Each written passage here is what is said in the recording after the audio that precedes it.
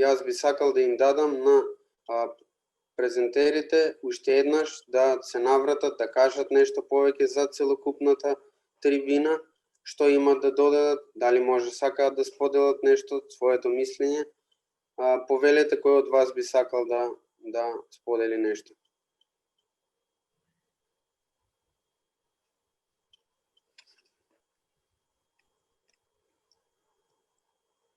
За сега немаме професор некој кој што сака да сподели. Еве професорката Гордана. Може би професорот Спировски. Гордана нека каже. Благодарам. Завршни зборови и професорот Донев исто ако сака. Да. Јас сакам да изразам големо задоволство од денешниот настан. Мислам дека дадовме еден комплементарен преглед. Иако не многу се договаравме меѓу себе, не се многу преклопувавме со оно што сакаме да го пренесеме. Мислам дека сепак ова денешна трибина ќе ја подигне малку јавната свест и кај авторите, кај истражувачите, и како автори и како читатели. Очекувам да има бенефит ова денешна трибина.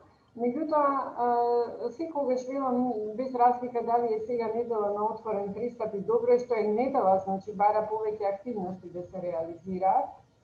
Тоа треба да биде некој вид континуирана активност и во текот на годината да се среќаваме, да се потсетуваме, да опфатиме поширок аудиториум, да опфатиме аудиториум од други структури, можеби од креатори на политики, например.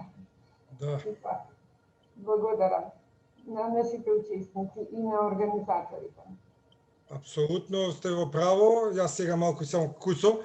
Мораме да ги опфатиме и креаторите на политиките, а инаку верувајте дека ова беше максимум. Пратени беа преку стотици имејлови, а извлековме 55 учесници.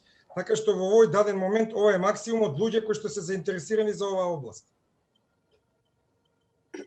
Може и јас да кажам неколку збора.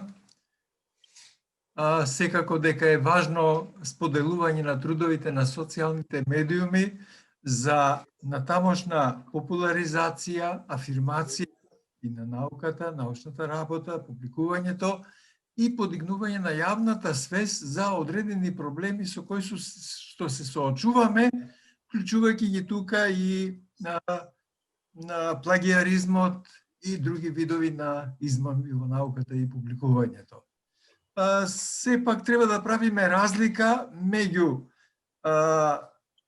списанијата на отворен пристап и цитираноста на трудовите, каде што главно тоа е рефлексија на научната заедница за нејзиниот интерес за одреден труд, а социјалните медиуми треба да бидат како дополнителна алатка за популаризација и подигнување на општата свесност. Може јас малку само да се надоврзам. Прашањата што ги постави колешката во последниот слайд, дали активностите во отворениот пристап парцијално или во голема мерка или целосно ги оправдале очекувањата, може да се заклучат само од објективни и точни податоци. Јас прикажав дека во Македонија прво класификацијата, основниот елемент на списанијата со отворен пристап не е целосно дефиниран. Друго, тој број на списанија со отворен пристап е многу варијабилен во текот на годините. Има тенденција за вклучување, но по она што се анализира видовме, мал е процентот на ефективност во базите на податоци што тоа го регулира. Било да е политиката во Шерпа Ромео, било да е OpenAI во Европска Унија, било да е Directory of Open Access Journal или Open Journal System, PKP и така натаму и други индекси.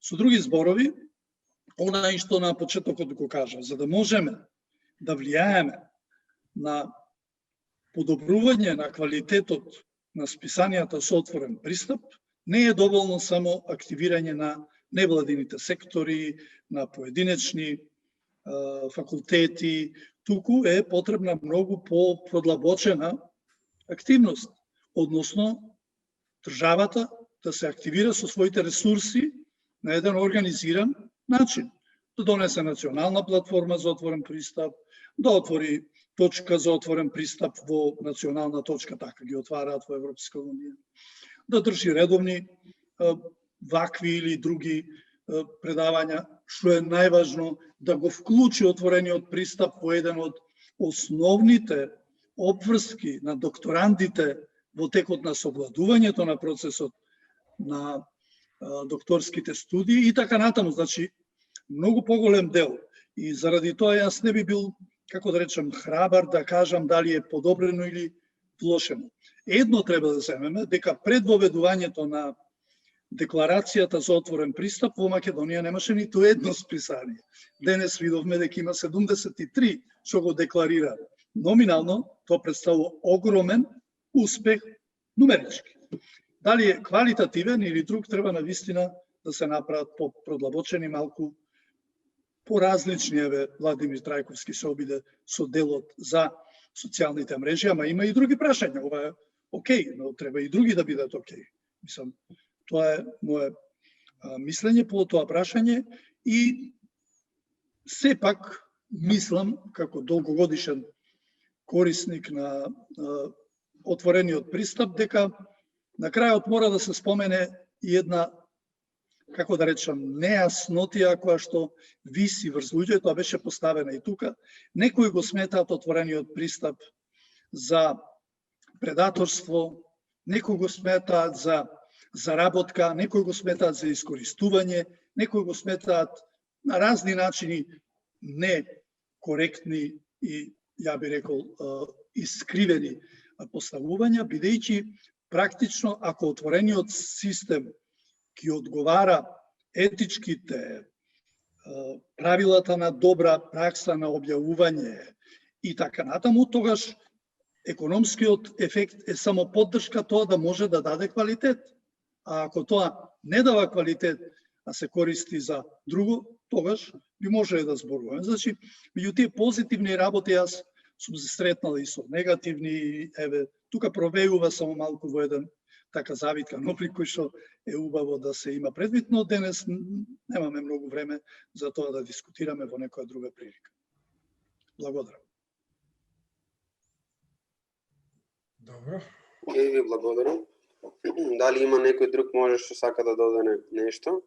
Па еве, нормално јас како иницијатор и организатор би дал завршен збор и да не заборавиме евалуацијата, тоа вие ќе ги потсетите. Ако може, професоре, само пред вие да го дадете вашиот збор. Да. Да прочитам од колешката еден коментар. Прекрасно излагање и презентирање и за пофалва, особено ќе акцентирам на презентирањето на професор доктор Владимир Трајковски, кој со таква енергичност и ентузијастичност се произнесе.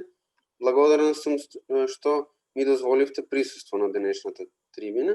Исто така сакам да напоменам дека имаме уште една анкета, која што не би сакал да ја заборавиме. Ако може да ја пуштиме анкетата сега, пред да го имате вие вашиот завршен збор. Да, за да не се разотидат, додека тече анкетата, тоа е за евалуација една куса, едно прашање, само заокружете што мислите и евентуално за иднина дали треба да менуваме некои работи. Ја би се заблагодарил на колешката Сребро Елена, која што не ја ни познавам, за убавите зборови, да не испадне дека си ги местиме коментариве, не ја познавам, прв пат слушам, не знам ни што е провокација.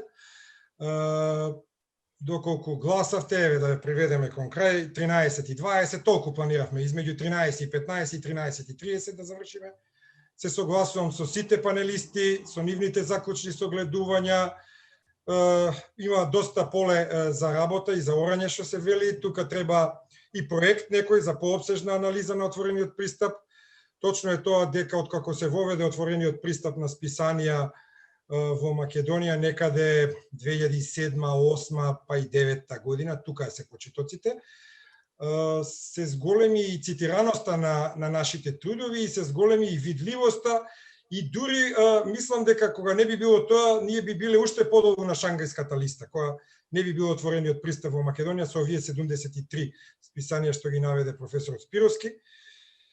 Еве, ова е еден начин на притисок врз авторитетите во Министерството, ако некој го гледа ова отпосле, да почне да размислува за national point, да почне отворените образовни ресурси и отворениот пристап се стратегии во западноевропските држави и во САД и во високо развиените општества. Тоа е стратегија во науката, општо. Значи стратегија на пристап на правење и на учебници. Зошто ние да не им дадеме на студентите во ПДФ отворен пристап, ама тоа треба да го плати. Или УКИМ, или нашите факултети на авторски права, или МОН. Не е тоа само така, па после да си ги гледаме учебниците во ПДФ, да речеме на некои од торентите кај што се симнува. Тоа не е окей, заради тоа што тоа е нарушување на авторските права на авторите на учебниците. Мислам дека ова трибина по пауза од 4 години е навистина добро. Јас ќе се заблагодарам на сите вас уште еднаш, да не се повторувам, кои што вложивте труд и енергија како презентери, како предавачи, на другите двајца, академик Сашко Кедев и деканот професор Дуев за поддршката која што ја даде минимална, но значајна поддршка за нас финансиска, се разбира во смисол на ова Zoom, бидејќи ова Zoom да имате вие 3,5-4 часа достап чини. Оној слободниот на 30 минути ќе ви прави прекини.